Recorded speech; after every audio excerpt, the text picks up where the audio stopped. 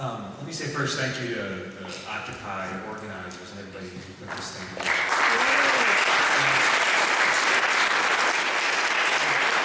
Thank you all of you for coming out. This is a pretty nice day. You got other things you might be doing, and you're in a somewhat dark room listening to people ramble on. But this is serious business. Now, I told my son, who's 7 years old yesterday, that I was going to speak after this guy named Buddy Romer. And I said, I've heard Buddy Romer, and he's a showman. I got to figure out how I'm going to handle this speaking after him. He said, should I just be really very straight and academic? I said, I could be funny. No, this is serious business. There's no time for funny. You got to be serious, but you got to be forceful. So we'll try to take care of my boy.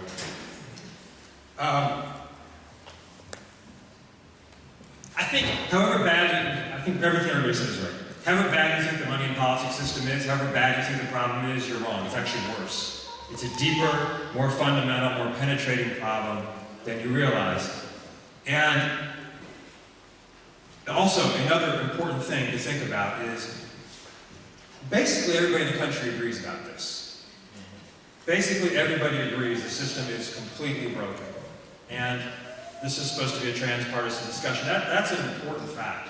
So right after the Citizens United decision came down, that's the one from the Supreme Court saying corporations have the same rights as real people to spend whatever they want to influence election outcomes, 80% of the people in a Washington Post poll found that decision to be wrong. 70% of self-identified Tea Party members found the decision to be wrong. Those are extraordinary numbers. 80% of Americans believe also that the Earth revolves around the sun. So it's hard to get to 80%. It's hard to get to 80%. 90% of people think that big business has too much power in Washington, D.C. Business Week, right? This is not like some poll that I commissioned. Business Week. So people are with us, but we're not getting anywhere on reform. So that's the question. What do we have to do to go from this basic consensus that the system is broken, that money is corrupting our politics, that the system is biased for the big corporate players? How do we move from that consensus to some serious reform action? And I think the answer is we have to sort of deepen our understanding of what's going on, but then we've got to mobilize, and that's going to be the key thing. So what I wanted to do is just give you a few facts, slices on how bad the problem is to illustrate it, and then talk a little bit about some solutions. Actually, one more thing before I get it. Everybody here mostly from DC, except for these New Yorkers over here? How many are from DC? Okay. So, and how many of you are tweeting since you got this tweet thing going? Okay. So, the DC Public Trust. Anybody from DC Public Trust? Okay, DC Public Trust is organizing to gather signatures to put an initiative on the ballot so that in the District of Columbia it would be illegal for corporations to make direct political contributions to candidates. This is not the independent stuff that Citizens United authorized.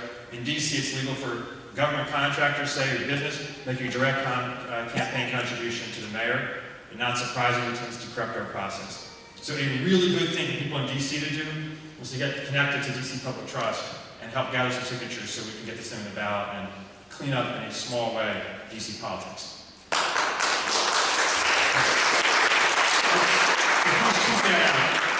Those tweeters, DC Public Trust, and I'll come back to that. Okay, so how bad is it? Now, it's really, really bad. And to help you recall this, we're going to experiment and see if I can get you chanting a little bit. So, and I'll illustrate the chant, so it's not just sort of a cheerleading thing here.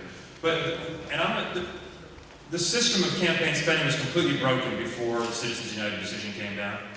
And when we have a fix for Citizens United, we've got to make sure it fixes not just the narrow decision, but the whole broken system. But Citizens United itself created a serious problem, massively worsened an already corrupt process. So the first thing that Citizens United has done has enabled a tidal wave of corporate and super rich money to come into the process. So just to help you remember this, just chant me a tidal wave of money. A tidal wave of money. You gotta do it in English. A tidal wave of money. What's the tidal wave of money? In the 2010 elections, $300 million came into independent organizations. Those are the things that are enabled by Citizens United, like Karl Rove's operation of the Chamber of Commerce. That is more than took place in the mid-year elections in the previous 20 years combined. In the 2012 election, Karl Rove's operations were planning to raise $250 million. They got a $10 million secret donation yesterday or 2 days ago. Just revealed. $250 million for Karl Rove. Koch brothers said they're going to spend $200 million. They likely will go more. The Chamber of Commerce is going to, no way they're going to be outspent by these guys. Also, going to be at least $250 million. So just for those three entities, we're talking $750 million, $1 billion, just for those three entities. So the Obama campaign is going to raise this outrageous amount of money. They hoped for $1 billion, they're probably not going to do it. But just these three sources are going to match it. So that is indeed a tidal wave of money. Second thing is, in the post-Citizens United world, is that secrecy matters. Secrecy matters. Okay, we actually have a pretty good system of disclosure for most campaign spending. If you're an individual contributor, the money that you spend, the money that you donate is going to be disclosed. Corporations and people kind of live it. And the money of the super PACs is disclosed. It's disclosed too late, but it is disclosed. But most corporations are not giving to the super PACs so far. Corporations are giving to independent organizations that don't have to disclose their funders. And the reason for this, which the head of the Chamber of Commerce says, the head of the Financial Services Roundtable says, they all say, they don't want to be targeted like Target was after they gave a donation to an anti-gay, anti-choice gubernatorial candidate in Minnesota. And they're seeing it again now in the campaign against Apple. So they are very scared of being held accountable. So they will not make their donations publicly, they will make it private, they will channel their money through the Chamber of Commerce, through the secret operation Karl Rove runs, or the Koch brothers are running through all kinds of operations.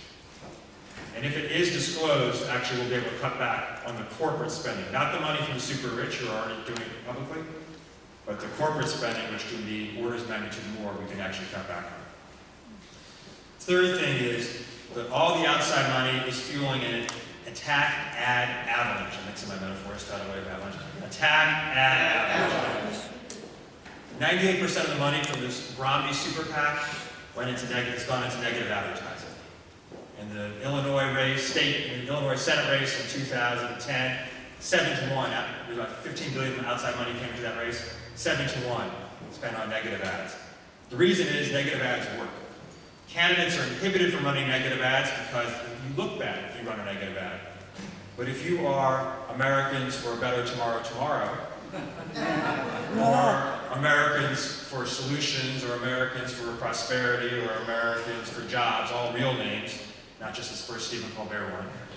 No one knows who you are. You don't care if anyone knows who you are. You're not really accountable, so it doesn't matter. So you run these negative ads, and you have a huge impact on the race. Also, not so incidentally, you massively turn people off to the electoral process. And that benefits the plutocrats and the corporate interests.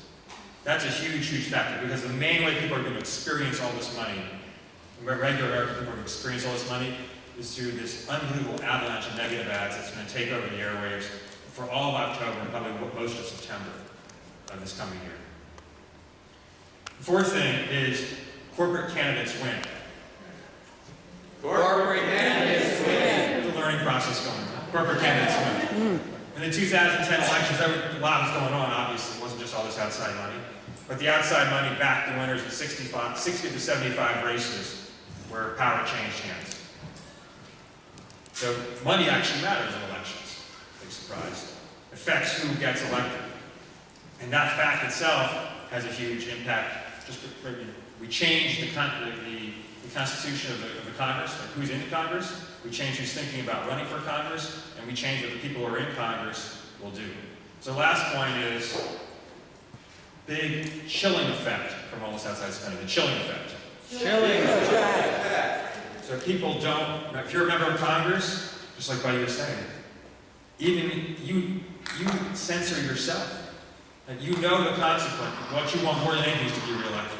And you know if you go up against big interest, you may have a massive independent expenditure dropped on you that can throw you out of office. Peter DeFazio, a member of Congress from Oregon, running a relatively safe seat. He supports a tax on Wall Street transactions, very good idea, Wall Street speculation tax. All of a sudden he finds in 2010 elections, some independent group is spending $600,000 against him The independent group has exactly 2 funders. One of them is a Wall Street guy who doesn't like the fact that Peter's running this campaign for a Wall Street speculation tax. So Peter was able to hold his seat, he's in a pretty safe seat, but an unbelievably powerful message for other members of Congress about what happens if you do the wrong thing.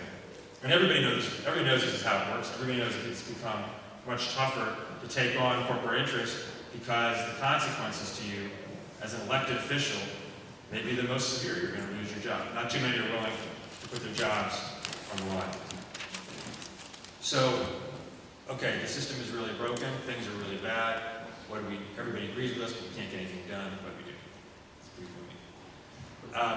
There's a lot to do. There's a long reform agenda that needs to be enacted. Public Citizen, we work on a whole range of things, from these technical FEC things to public financing, stronger disclosure, making sure companies have to disclose to shareholders, get approval from shareholders before they spend. But the issue that's going to build a movement that's going to get, in my view, the issue that's going to build a movement that is going to take on this issue and ultimately get us to where we need to be is the call for a constitutional amendment to overturn Citizens United, get money out of politics, overturn the principle invented by the Supreme Court that money equals speech and that corporations have rights like real live breathing human beings. The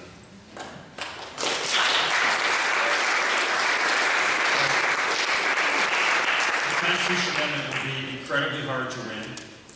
On the other hand, it's a big and audacious idea that expresses exactly what people think already. They don't think that corporations should be treated like people.